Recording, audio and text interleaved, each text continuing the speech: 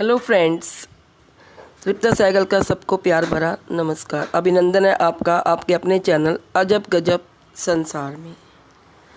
दोस्तों, महाभारत के युद्ध के बारे में कौन नहीं जानता। 18 दिन के युद्ध ने द्रौपदी की उम्र को 80 वर्ष जैसा कर दिया, शारीरिक रूप से भी और मानसिक रूप से भी। शहर में चारों तरफ विधवाओं का बाहुल्य था, क्योंकि महाभारत के युद्ध में बहुत सारी युवा जवान की मृत्यु हो गई थी। पुरुष इक्का दुक्का ही दिखाई पड़ते थे, अनाथ बच्चे घूमते दिखाई पड़ते थे और उन सब की वह महारानी द्रौपदी हस्तिनापुर के महल में निश्चेष्ट बैठी हुई शून्य को निहार रही थी। तभी श्री कृष्ण कक्ष में दाखिल होते हैं। द्रौपदी कृष्ण को देखते ही उनसे दौड़कर लिपट जाती है और श्री कृष्ण उनके सिर को सहलाते रहते हैं और रोने देते हैं। थोड़ी देर में उसे खुद से अलग करके समीप के पलंग पर बिठा देते हैं। द्रौपदी कहती है, ये क्या हो गया सखा, ऐसा तो मैंने नहीं सोचा था। कृष्ण ने कहा, तुम प्रतिशोध लेना चाहती थी ना, और तुम सफल हो गई द्रौपदी प्रतिशोध लेने में। हमारा प्रतिशोध पूरा हुआ, सिर्फ दुर्योधन और दुशासन ही नहीं, सारे कौरव समाप्त हो गए। तुम्हें तो प्रसन्न होना चाहिए। द्रौपदी बोली, सखा, तुम मेरे घाव को सहलाने आए हो या उन पर नमक छिड़कने के लिए? श्री कृष्ण बोले, नहीं द्रौपदी, मैं तो तुम्हें वास्तविकता से अवगत कराने के लिए आया हूँ।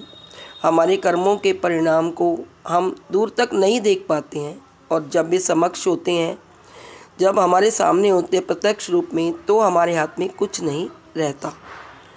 द्रौपदी बोली, तो क्या इस युद्ध के लिए पूर्ण रूप से मैं ही उत्तरदायी हूँ?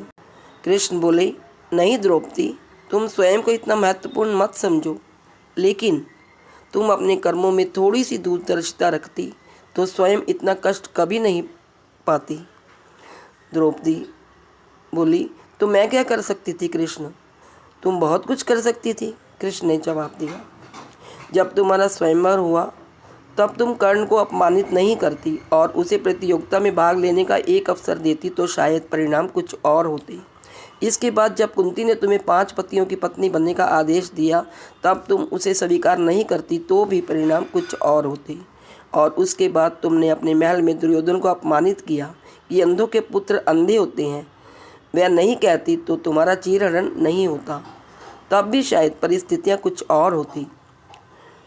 हमारे शब्द ही हमारे कर्म होते हैं द्रौपदी, और हमें अपने हर शब्द को बोलने से पहले तोलना बहुत ज़रूरी होता है, अन्यथा उनके दुष्परिणाम सिर्फ स्वयं को ही नहीं, अपने पूरे परिवेश को दुखी करते रहते हैं।